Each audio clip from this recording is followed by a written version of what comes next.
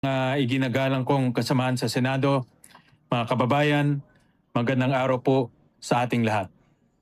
Una sa lahat, taus-pusong akong nagpapasalamat sa aking mga kapwa-senador sa tiwalang inyong ipinagkaloob. Tinatanggap ko ang tungkuling ito ng may buong kababaang loob at malinaw na pagkaunawa sa bigat ng responsibilidad na kaakibat nito. Humarap ako sa inyo bilang kapwa lingkod bayan.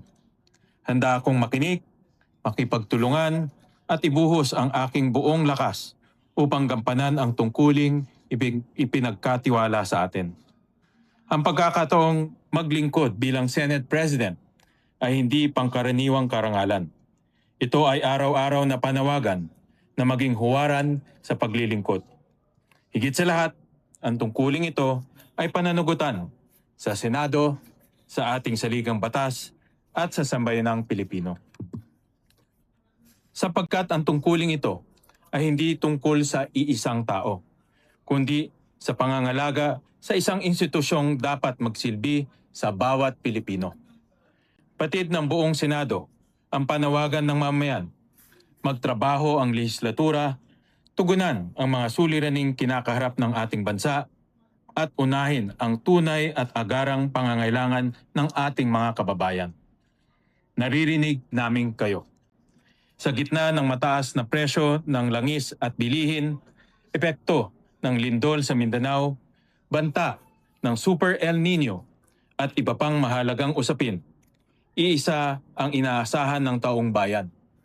Malasakit, aksyon at resulta. Kaya ngayong araw, nananawagan ako sa lahat ng aking kasamaan sa Senado, mayora man o minorya, na magsimula tayo muli. Magkaisa sa paglilingkod at harapin ng sama-sama ang mga hamon ng ating bansa. Maaaring magkaiba ang ating mga pananaw, ngunit iisa ang ating misyon, ipagtanggol ang batas at maglingkod sa bayan. Iisa ang ating layunin, alagaan ang kapakanan ng bawat Pilipino. As we take on the urgent work before us, let us reclaim our sense of purpose and move the Senate forward with discipline, fidelity to our mandate, and commitment to the Filipino people. Ang nais natin ay isang Senado para sa tao, isang Senado na bukas sa pakikipag-usap, isang Senado na nakatuon sa solusyon. Sa bawat Pilipino, ito ang aming pangako. Magtatrabaho ang buong Senado para sa inyo. Muli, maraming salamat sa inyong tiwala. Sa abot ng aking makakaya, paglilingkuran ko ang institusyong ito at ang ating bayan ng may buong paggalang, sipag at katapatan. Mabuhay ang Senado, mabuhay ang sambayanang Pilipino.